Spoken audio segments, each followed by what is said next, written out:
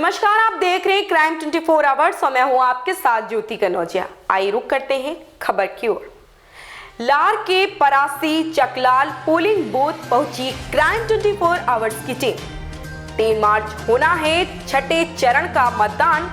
Polling booth जाने के लिए नहीं है कोई रास्ता। वोट करने के लिए पगडंडी के माध्यम से जाते हैं लोग। आम दिनों में बच्चे को पढ़ाई के लिए जाने का मात्र रास्ता है पगडंडी। पोलिंग बूथों का हाल।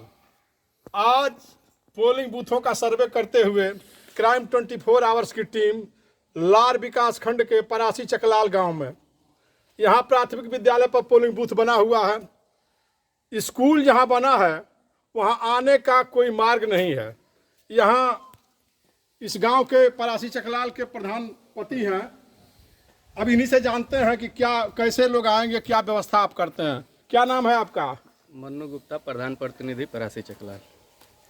क्या व्यवस्था है यहाँ? यही है कि परसों वोटिंग होने वाला है विधानसभा का, और यहाँ पे कोई सड़क की व्यवस्था नहीं है कि यहाँ मतलब बूथ पे कोई कैसे आए वोट डालने के लिए।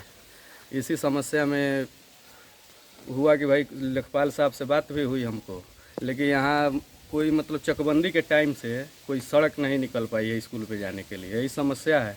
तो यही हम चाहते हैं कि शासन प्रशासन द्वारा कोई व्यवस्था किया जाए और यहाँ एक मतलब सड़क की व्यवस्था हो जाए कि लड़कों को आने जाने में मतलब असमर्थ ना हो, सभी लोग आए जाए और एक रोड बन जाए तो बढ़िया रहेगा। ये प्रधानपति जी हैं, इनका कहना है कि सड़क की व्यवस्था हो जाए।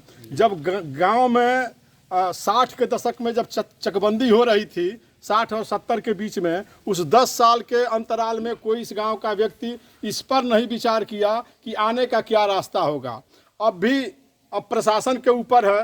प्रशासन चाहे तो जिन काश्तकार भाइयों के यहाँ, जिन खेत वालों के यहाँ से रास्ते आ रहे हैं, उनको उसके एवज में ज़मीन दे करके तबादला करा करके तभी ही रास्ता आ सकता है। ये रास्ता मानवता बस इसी गांव के एक वरिष्ठ नागरिक हैं, उन्होंने 2 हाथ दे दिया है जाने के लिए, हालांकि उनकी फसल भी नुकसान होती है।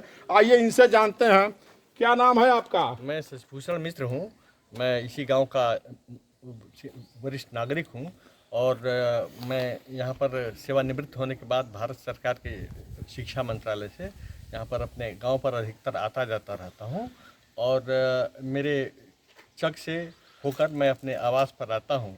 और मैं आता हूँ तो इधर आने वाले सभी लोगों के आने के लिए मैं उतनी सुविधा उपलब्ध कराता हूँ कि हमारे यहाँ जो आना चाहें उनको आने में कोई दिक्कत नहीं है।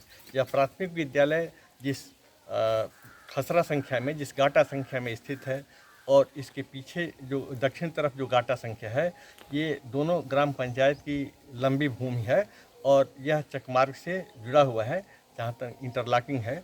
और वहाँ से बीच में यहाँ के गांव के निवासियों ने ही इस मार्ग को अवरुद्ध कर रखा है। इस मार्ग के अवरुद्ध होने से विद्यालय तक और खेल के स्थान तक और होलिका जलाने के स्थान तक, जो कि राजस्व अभिलेखों में अंकित है, वहाँ तक लोग नहीं आ पाते हैं और कोई विवाद न हो, इसलिए मैं अपने चक से होकर अपने आवास तक आता जाता हूँ। ये इनकी महानता है कि ये अपने दरवाजे पर आने के लिए जो एक पगडंडी हिसाब का रखे हैं रास्ता, तो ये उधर से ही आने देते हैं। इनका कहना है कि गांव में गांव सभा की ज़मीन है, ग्राम समाज की ज़मीन है, खेल का मैदान है, होलिका दहन है, वो सारी जगह है और वहाँ तक रोड भी है, लेकिन उस पर गांव के ही लोगों ने कब्जा किया है। अब इस हालात में यहाँ के लेखपाल, राजस्व निरीक्षक और तहसीलदार और एसडीएम को चाहिए कि आकर के गांव में और खाली ज़मीन, रास्ता, सरकारी ज़मीन खाली करवा करके और स्कूल तक रास्ता बनवाएं। नमस्कार।